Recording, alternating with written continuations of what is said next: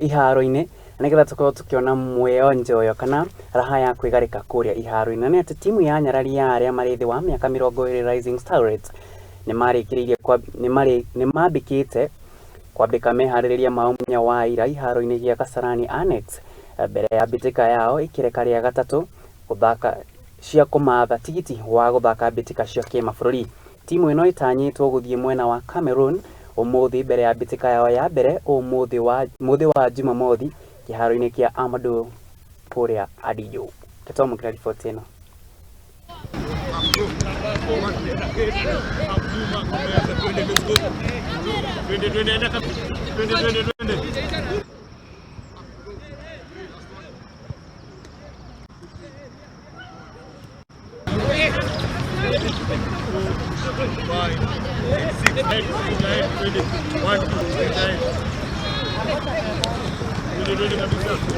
Si kama players wenye tulibaki kutoka Angola tuko missing players 8 wenye wako kwa exam, but coach wame replace. Sasa timu iko sawa, hiyo shimo haitaonekana, timu iko poa, tuko form.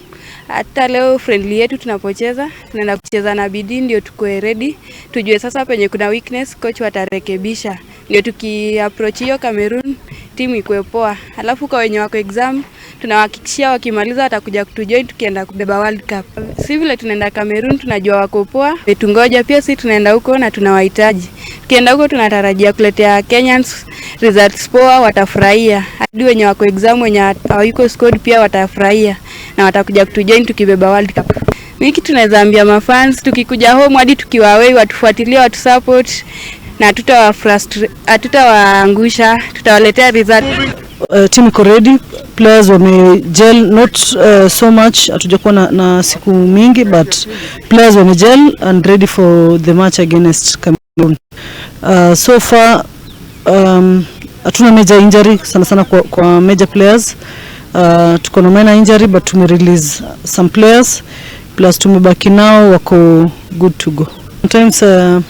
Sometimes it's hectic that if you come from win again, your supporters, your inner self, you are in your own ambitions, you want to win again. So as I say it every time I stand here, we're always going for a win. We're always preparing the team to go and score. We're always preparing the team to go and win, and always hoping for good results.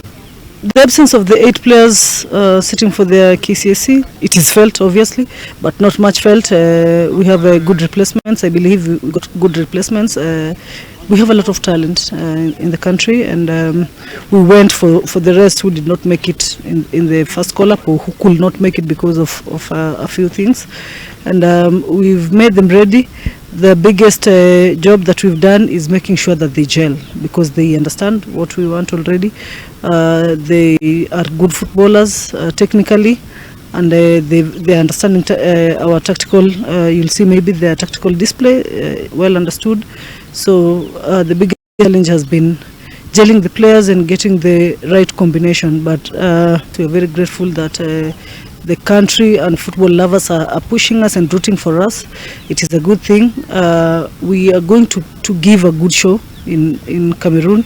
We are going to come back, and we are working to get a win and go to the next round.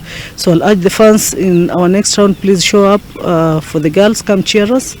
And we are also promising that we are going to give Cameroon a good run for their money.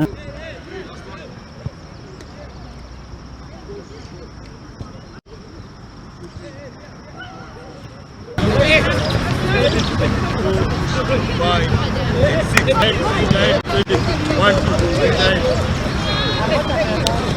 two, three, 9.